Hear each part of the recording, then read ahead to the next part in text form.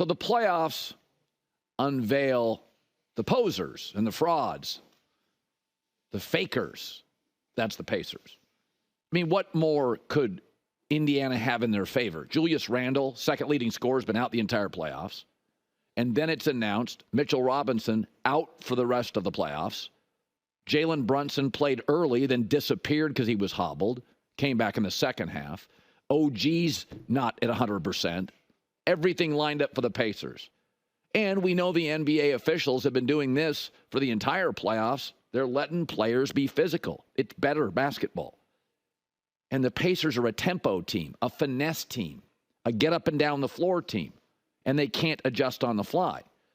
So it's like asking a finesse football team to go into Baltimore and face the Ravens. That's why the Ravens had like 6 blowouts this year at home.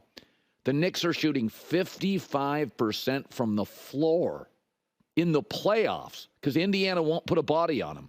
But it's more than that. New York's DNA, they're a physical bunch of guys, and they're now being allowed to be even more physical.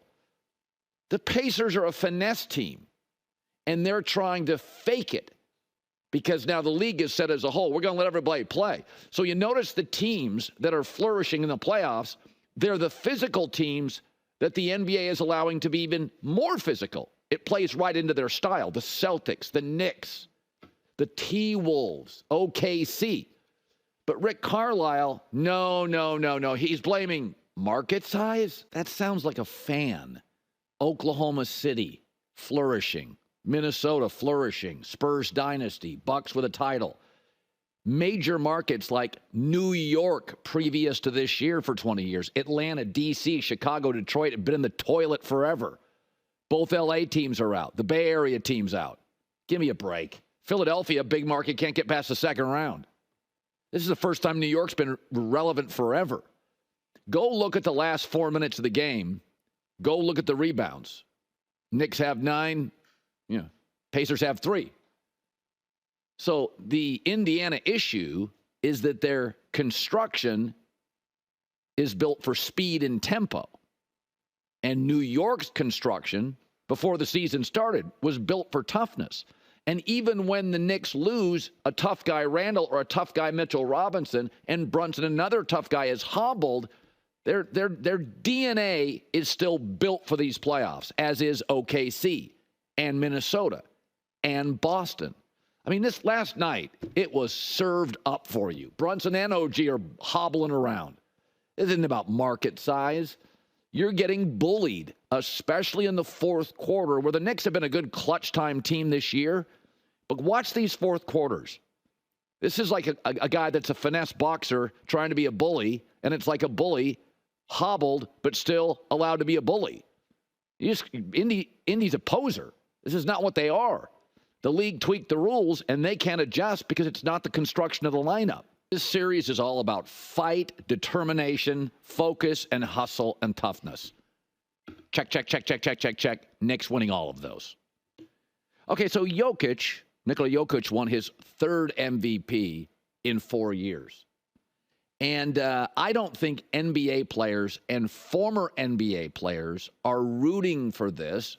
Jokić is the best player in the world. Not having a great series, best player in the world. But aesthetically, it's not a very pretty game. And aesthetics have always mattered in the NBA, starting with Dr. J. On. They can sometimes fool us, but in this sport, they matter. I mean, as a kid, I grew up as a kid. Most kids are not sitting around mimicking and copying Jokic's game near the basket. They're doing that with Ant or MJ or Kobe, and that matters in the NBA. So 2 things we know are true. Europeans are taking over the league. Most don't want to be faces of the league. And Ant and Tatum, as domestic players, may be the only roadblock to that in the next decade. Ant is what a face of the league sort of plays like. Vertical, trash talk, in your face, let me guard the best guy. A lot of his points are absolutely, it's like old school NBA 80s, 90s. A lot of his points are spectacular and physical and dunking on you, and that is the history of the NBA. But even in the NFL, aesthetics play a huge role. I'll give you an example. The entire time Brady was dominating the league, Death by 1,000 cuts. Precision, detail. All I heard. It's Belichick. Game manager. Anybody could do this. Aaron Rodgers won a single Super Bowl. Brady had a collection. But the minute Aaron Rodgers, who's got more style and flash, won a single Super Bowl, you started hearing GOAT talk. What? He got one. The minute Mahomes won his second Super Bowl, also a player with lots of style, GOAT talk. I don't know, Tom's got like 7. And it wasn't until Tom Brady, remember this, he wins the Atlanta Super Bowl, right? He gets the Atlanta Super Bowl. That Super Bowl down there is 5th. Then he surpasses Montana. And then and only then, with his 5th, we said, all right, okay, he's the GOAT. Aaron Rodgers got that chatter, like substantial chatter after 1, Mahomes after 2. So even in the NFL, style matters. And, I mean, Michael Vick got on the cover of Madden, didn't have a long history of sustained playoff success. So Jokic doesn't have that style. Style matters. And in the NBA of all the leagues, it probably matters more than any other league. And I do think current players and former players don't love Jokic kind of taking over the league and the awards. I mean, he is the most valuable player in the league. Now, we've seen Ant explode. I think next year, Wemby will be on a very, very short list of players to do that. For a couple years, it was Giannis. Now he gets banged up more often. But I think what Shaq said wasn't just numbers. It was sort of what the league is rooting for. Because if you go back and look at when this league has been its most popular and discussed, you know, it's like Michael J., Magic, Bird.